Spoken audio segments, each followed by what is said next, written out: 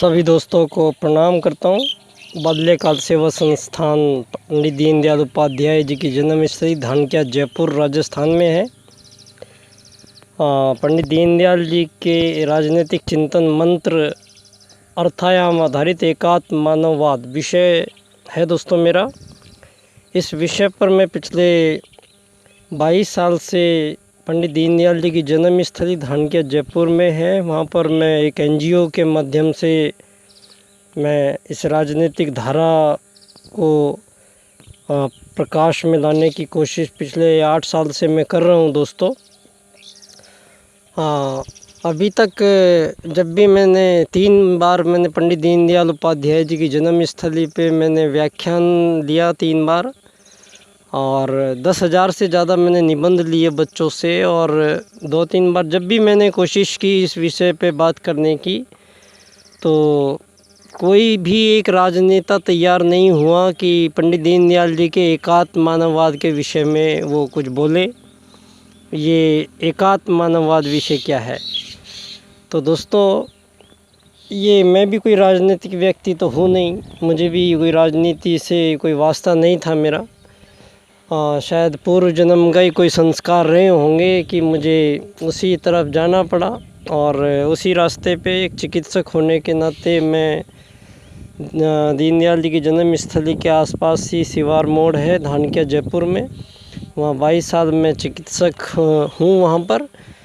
और दोस्तों, ये 22 साल में दीनदयाल जी के यहाँ हर रोज़ जाना हुआ, और जहाँ उनका जन्म हुआ, जब उनको किसी को पता ही नहीं था, जब भी मेरा वहाँ रोज़ जाना हुआ तो पता नहीं था कि रोज़ क्यों जाना पड़ता है। तो कुछ ना कुछ पूर्व जन्म के हमारे रिश्ते होते हैं दोस्तों, ये अब महसूस होता है, इससे पहले तो कभी महसूस हुआ नहीं था। तो पुनर्जन्म भी होता है, ये बात कई सारे सवाल ऐसे जीवन में आए जो दिमाग में बिठा तो दिए गए, लेकिन उनका उत्तर किसी के पास आज तक मिला नहीं। जीवन आया दोस्तों, जीवन आया तो बहुत ठीक है, बढ़िया बात है, खुशी हुई, जीवन आया तो जिंदा है, बहुत बढ़िया बात है। तो ज़िंदगी आएगी, मौत भी आएगी। मौत आई, मेरे अपनों को लेके चली गई मेरे सामने से, और हम देखते ही रह गए, कुछ कर भी नहीं पाए। सभी लोग जाके चले गए एक दिन। फिर सवाल ये है कि जब हम यहाँ हमें जब एक न एक दिन जाना ही है दुनिया से, जब हमारा यहाँ मूल ठिकाना धरती पे है ही नहीं, तो फिर हम कितनी बड़ी बेवकूफ़ी में मुझे यहाँ ज़िंदा रखा जा रहा है कि मुझे यहाँ धरती पे मालिक नौकर अमीर गरीब बना के ये घुमा रहे हैं जो लोग हज़ारों सालों से। तो मैं इस जन्म में इस चीज़ को, और मैं यहाँ अब बर्दाश्त करने की स्थिति में नहीं हूँ मैं। कई लोग कहते हैं कि भाई दिमाग का इलाज करा लेना चाहिए। दिमाग का इलाज मैं कहता हूँ कि सारी दुनिया का कर देना चाहिए। मैंने होलिस्टिक हेल्थ मैनेजमेंट इसीलिए किया है कि समग्र स्वास्थ्य प्रबंधन का जिम्मा लिया है, गुरुजी ने दिया है मुझे। तो सारी दुनिया के जो मानसिक स्वास्थ्य में, शारीरिक स्वास्थ्य में जो गड़बड़ी हुई है, उस गड़बड़ी को ठीक करने का जिम्मा मुझे दिया गया है। इस जिम्मे को मैं बाल्यकाल सेवा संस्थान के माध्यम से पूरा करूँगा दोस्तों।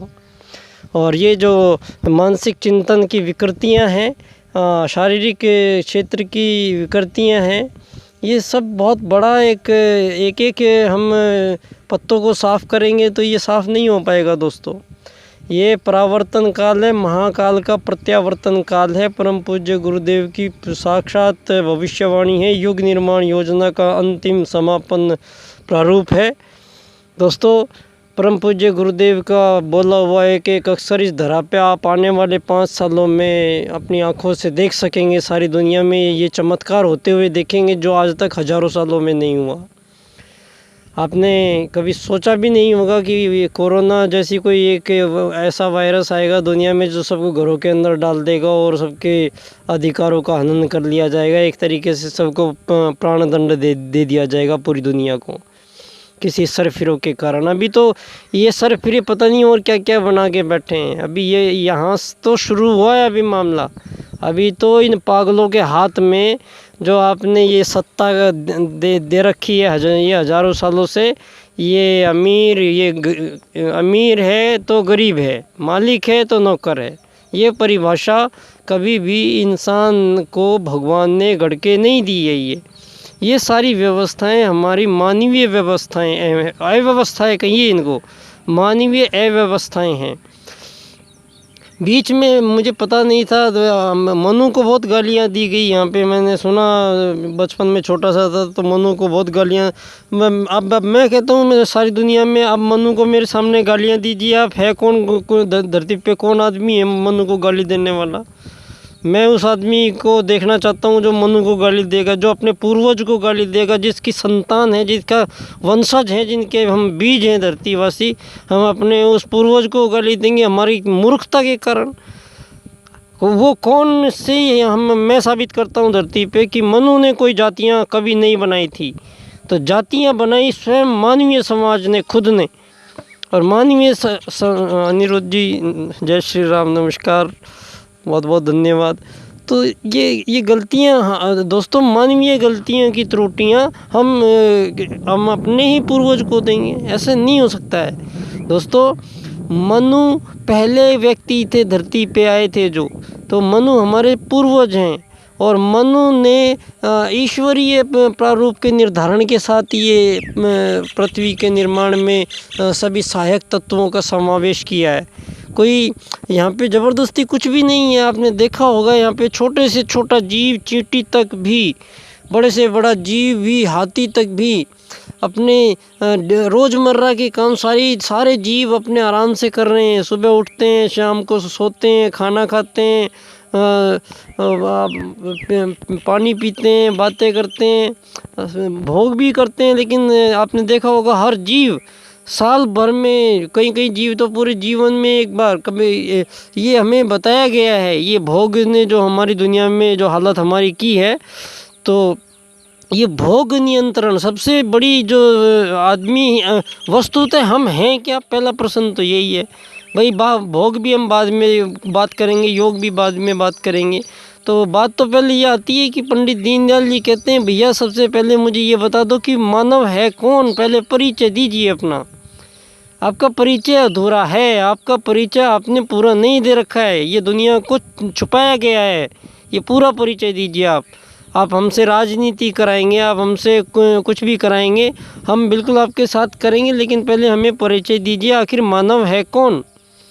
तो ये सारा खेल खुल जाता है। आप ये सवाल जब पंडित दीनदयाल जी पूछते हैं तो परम पूज्य गुरुदेव उत्तर देते हैं। परम पूज्य बोलते हैं, मानव मूल रूप से एक आत्मा है, परमात्मा का अंश है, परमात्मा जिसने पूरे ब्रह्मांड को रचा है, जिसका कोई आकार नहीं है, जिसका कोई प्रारूप नहीं है, जिसको कोई अपनी आँखों से चित्र बना के नहीं देख सकता है। वो शब्द ही ब्रह्म है, वेदों में वाक्य है। तो ब्रह्म ईश्वर मतलब पूरे ब्रह्मांड का नियंता, वो वाइब्रेशन में है।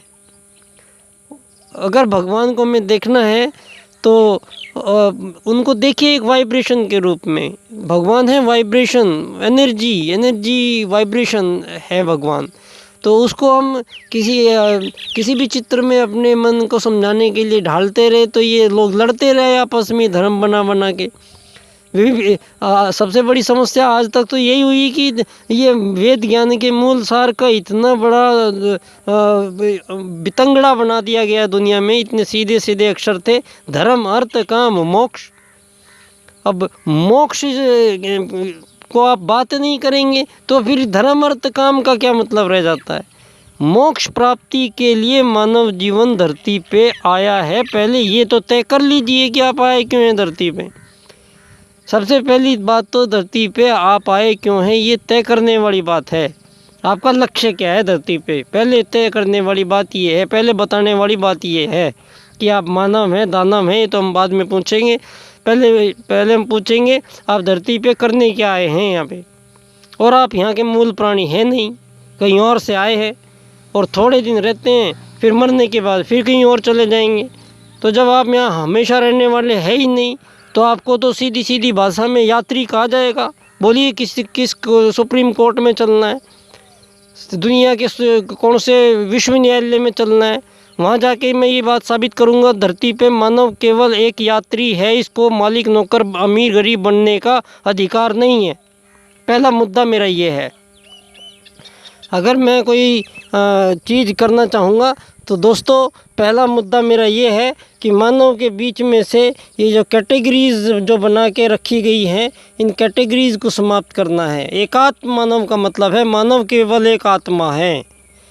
हम और कोई परिचय चाहते ही नहीं है आपसे, हम आपकी जाति नहीं पूछना चाहते हैं आपसे, हम आपके धर्म नहीं पूछना चाहते हैं, आपकी नौटंकी नहीं पूछना चाहते हैं।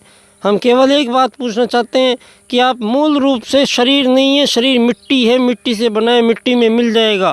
जो इसके अंदर आया है वो आप हो, और जो इसके अंदर से चला जाएगा वो आप हो। जो ये यहाँ आपके सामने ये शरीर है, ये आप नहीं हो। यहीं से सारा परिवर्तन शुरू होता है दोस्तों। तो मानव विश्व मानव को दो ही क्षेत्र से चलाया जा सकता है, धर्म या है धर्म, दो ही बातें होती हैं। लेकिन हम लोगों को बताया गया कि धर्मनिरपेक्षता से देश चलता है। धर्मनिरपेक्षता कोई शब्द ही नहीं होता है धरती पे। कई शब्द मानव ने ऐसे गढ़ दिए हैं दोस्तों, जिनका आज तक कोई उत्तर ही नहीं मिल पा रहा था। मुझे समझ नहीं आ रहा था, ये धर्म के चक्कर में गले काटे जा रहे हैं भाई, इसका क्या उत्तर मिलेगा। ये तो भला है परम पूज्य गुरुदेव का कि उन्होंने की युग निर्माण योजना से सारे उत्तर मिल गए अपने आप। गुरु जी ने सारे लिख के रखे हुए हैं। आप हमारे युग निर्माण सत्संकल्प का संविधान बना रखा है गुरु जी ने, विश्व का नया संविधान है। ये नया संविधान लागू कराना है सारे विश्व की राजनीति में। ये होगा विश्व न्यायालय के माध्यम से।